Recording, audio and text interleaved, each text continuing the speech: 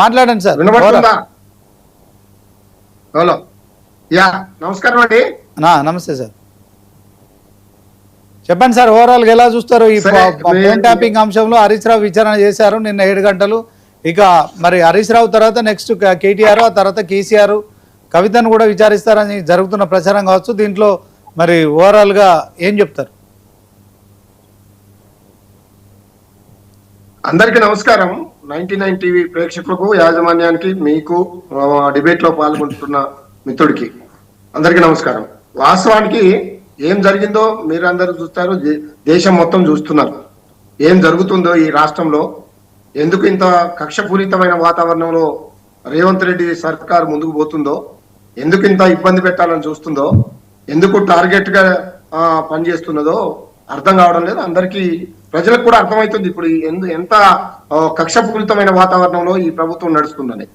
2, అసలు కంప్లైంట్ ఎవరిచ్చారు? ఈయనని మీరు 160 స్టేట్మెంట్ తీసుకోవడానికి నోటీస్ ఇచ్చి 160 నోటీస్ ఇచ్చి మీరు తీసుకుపోవడానికి మీరు 6 గంటల సమయం ఎందుకు పట్టింది? దీనికి కంప్లైంట్ ఎవరు ఇచ్చారు? ఎందుకు ఆయనని ముద్దాయి అంటారా, లేకపోతే సాక్షిగా పిలిచారా? దీంట్లో ఒక పొంతన లేని సమాధానాలు అధికారులు చెప్తున్నారు. 2వది, హరీష్ రావు గారు ఒక హోమ్ మినిస్టర్ కాదు, ఒక డీజీ ఇంటెలిజెన్స్ కాదు, ఒక డీజీపీ కాదు. ఆయనకు ఇప్పుడు ఆ డీజీపీ ఇంటెలిజెన్స్ గా పనిచేసిన వాళ్ళు, లేకపోతే అప్పుడు డీజీపీగా పనిచేసిన వాళ్ళు, ఇప్పుడు ఈయన సర్కార్లో, కాంగ్రెస్ సర్కార్లో కూడా వాళ్ళు అధికారులుగా చలామణి అవుతున్నారు. ఇంకా ఇప్పుడు కొంతమంది ఇప్పుడు కూడా ఉన్నారు. వాళ్ళని కదా అడగాల్సింది. ఫోన్ ట్యాపింగ్ ఎందుకు చేశారు? ఫోన్ ట్యాపింగ్ అనేది ఎవరైనా చేయొచ్చని ఇదే రేవంత్ రెడ్డి గారు చెప్పారు కదా. ఏ ప్రభుత్వం అయినా చేస్తుంది, అవసరాల కొద్ది చేస్తుంది, దాంట్లో పెద్దగా పట్టించుకోవాల్సిన అవసరం లేదని రేవంత్ రెడ్డి గారే చెప్పారు.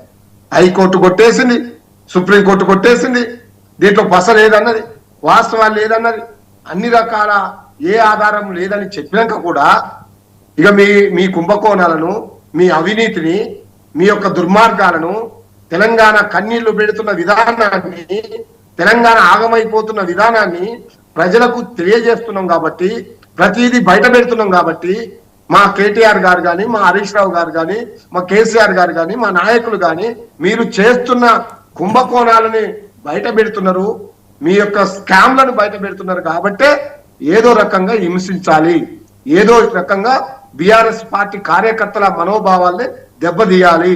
చూసినావు కదా రేవంత్ రెడ్డి, నిన్ను ఇవాళనే మా నాయకుడు కేటీఆర్ గారు తొండల రెడ్డి అని పేరు పెట్టారు.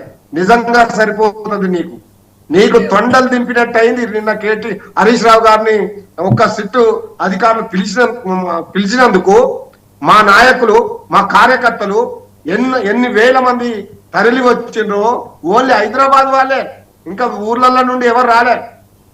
అంటే మా శక్తి ఏందో నీకు అర్థమై ఉంటది. అందుకే మా కేటీఆర్ గారు నీకు తొండల రెడ్డి అని పేరు పెట్టాడు. ఇప్పటికైనా నీ డైవర్షన్ పాలిటిక్స్ బంద్ చేయి. నువ్వు ఇచ్చిన హామీలపై నీవు ఏమైతే ఇచ్చావో వాటి మీద నీ యొక్క కాన్సన్ట్రేషన్ చేయి. నువ్వు ఇస్తానన్న 2500 రూపాయలు ఇవ్వు, నువ్వు ఇస్తానన్న 4000 రూపాయలు పెన్షన్ ఇవ్వు, నువ్వు ఇస్తానన్న తులం బంగారం ఇవ్వు, నువ్వు ఇస్తానన్న దళిత బంధు 12 లక్షలు ఇవ్వు, నువ్వు ఇస్తానన్న స్కూటీలు ఇవ్వు. గవి చెయ్యి, అప్పుడు మొగాడమని అనిపిస్తారు. ఇలా ప్రతిదీ డైవర్షన్ పాలిటిక్స్ చేసుకుంటూ పోతే పిచ్చోడు అని అంటున్నారు. ఆల్రెడీ ప్రజలు పిచ్చోడుగా ముద్రేసిండ్రు. ఇక కాంగ్రెస్ నాయకులు వాళ్ళకు తల లేదు, తోక లేదు, ఒక్కడికి కూడా ఒక నాలెడ్జ్ లేదు. అందరంతే యథా రాజ తదా ప్రజ అన్నట్టు ఆ నాయకులు కూడా అలానే తయారైపోయారు. ఒక్కడికి కూడా ఒక నాలెడ్జ్ లేదు. ఎందుకు పిలుస్తున్నారు, దేని మీద పిలుస్తున్నారు, దేని మీద మాట్లాడుతున్నారు? బీఆర్ఎస్ పార్టీ ఎంత అగ్రెసివ్ గా తట్టుకుంటుంది, అడ్డుకుంటుందో.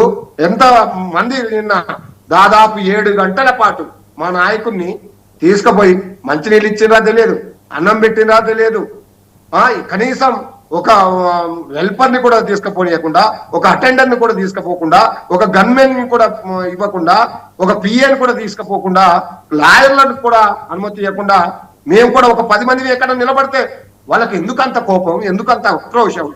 మా నాయకుడు హరీష్ రావు గారంటే, కేటీఆర్ గారంటే ఒక వ్యక్తులు గారు. వీళ్ళు ఈ తెలంగాణ రాష్ట్రానికి ఒక శక్తులు. తెలంగాణ రాష్ట్ర ఉద్యమంలో కీలకంగా పనిచేసిన నాయకులు కదా. ఈ రాష్ట్రాన్ని భారతదేశంలో నెంబర్ 1 స్థానంలో ఉంచడానికి కష్టపడ్డ నాయకులు కదా. రైట్. మా నాయకుడిని తీసుకుపోయి 4 గంటలు 5 గంటలు 6 గంటలు 7 గంటల పాటు నిర్బంధించి ఇష్టం వచ్చినట్టు చేస్తే చూస్తూ ఊరుకుంటామా? ఖబర్దార్ రేవంత్ రెడ్డి కాంగ్రెస్ నాయకులారా, మీ పని అయిపోయింది. మీరు ఈ 2 సంవత్సరాల్లో చేస్తున్న ప్రజా వ్యతిరేక నిర్ణయాలు, ప్రజలకు ఒరగబెట్టింది ఒక్కటి లేకపోగా 2,50,000 కోట్ల రూపాయల అప్పు తెచ్చి మీరు ఎక్కడ పెట్టినో, ఎవరికి డబ్బుల సంచులు పంపుతున్నారో, మీ మధ్య మీ మంత్రుల మధ్య కొట్లాట పెరిగిపోయింది, స్కాములు పెరిగిపోయినాయి. మీకే పడడం లేదు.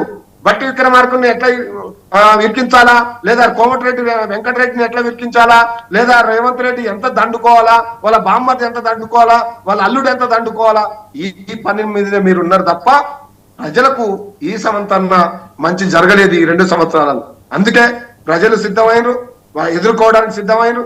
ఖచ్చితంగా మీకు ఈ యొక్క మున్సిపల్ ఎన్నికల్లోనే సరైన గుణపాఠం బీఆర్ఎస్ పార్టీ, తెలంగాణ ప్రజలు బీఆర్ఎస్ పార్టీకి మంచి మెజార్టీ ఇస్తారని ఈ సందర్భంగా మీ ద్వారా కాంగ్రెస్ పార్టీకి తెలియజేస్తున్నాం, హెచ్చరిస్తున్నాం. మీ చిల్లర రాజకీయాలు బంద్ పెట్టండి, మీ డైవర్షన్ పాలిటిక్స్ బంద్ పెట్టండి. వాస్తవాలను ప్రజల కోసం, ప్రజలకు మీరు ఇచ్చిన హామీల కోసం పనిచేయాలని ఈ సందర్భంగా తెలియజేస్తున్నాను. రైట్. ఓకే రామ్మూర్తి గారు. పవన్ గారు సార్ నమస్కారం సార్. మరొకసారి కేటీఆర్ రేవంత్ రెడ్డి గారికి తొండల రెడ్డి అని పేరు పెట్టడం కావచ్చు. సో కాంగ్రెస్ నాయకులకు తలలేదు తోకలేదు. సో హైకోర్టు సుప్రీంకోర్టు ఈ కేసు కొట్టివేసింది. మరి ఆయన డీజీ ఇంటెలిజెన్స్ కాదు, డీజీపీ కాదు, హోమ్ మినిస్టర్ కాదు. హరీష్ రావును అనవసరంగా 7 గంటలు ఈ యొక్క ఫోన్ ట్యాపింగ్లో మీరు విచారణ చేయడం కేవలం ఇది కక్షపూరితమే అని చెప్పి కూడా ఆరోపిస్తున్నారు. మీరు కూడా విన్నారు.